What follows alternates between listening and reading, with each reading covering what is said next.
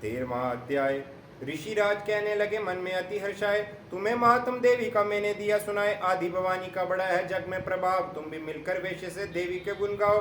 शरण में पड़ो तुम भी जगदम्बे की, करो श्रद्धा से भक्ति माँ अम्बे की। ये मोह ममता सारी मिटा देवेंगी, सभी आज तुम्हारी पूजा देवेंगी। तुझे ज्ञान भक्ति से भर देवेंगी, तेरे काम पूरे ये कर देवेंगी। सभी आश्रय छोड़ गुण गाइयो, भवानी की ही शरण में आइयो। स्वर्ग मुक्ति भक्ति को पाओगे तुम, जो जगदम्बे को ही दियाओगे तुम। चले राजा और वैश्य ये सुनकर सब उपदेश, आराधना करने लगे बन में सहे कलेश। मारकंडे बोले तभी सूरत कियो तप घोर, राज तपस्या का मचा चाहूं और से शोर।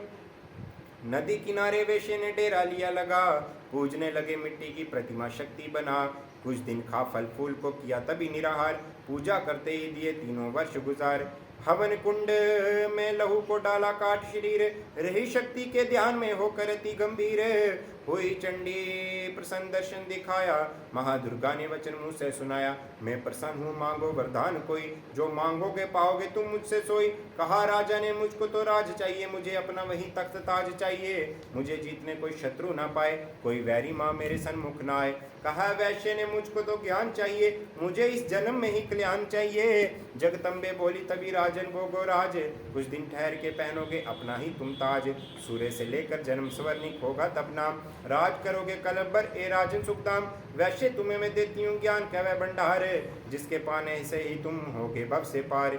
इतना कहकर भगवती हो गई अंतर ध्यान, दोनों भक्तों का किया दाती ने कल्याण। नव दुर्गा के पाठ का 13वां ये अध्याय, जगदम्बे की कृपा से भाषा लिखी बनाए। माता की अद्भुत कथा दा जो पढ़े पढ़ाए, सिंह वाहिनी दुर्गा से मनवांछित फल पाए। ब्रह्मा विष्णु शिव सभी ही धरे दाती का ध्यान, शक्ति से शक्ति का ये मांगे सब वरदान। अम्बे आदि भवानी का यश गावे संसार, अष्टभुजी माँ अंबिके भरती सदा भंडार। दुर्गा स्तुति पाठ से पूजे सबकी आस, सप्तशती का टीका जो पढ़े मान विश्वास। अंग संग धाती फिरे रक्षा करो हमेश, दुर्गा स्तुति पढ़ने से मिटते दास कलेश। बोलो श्री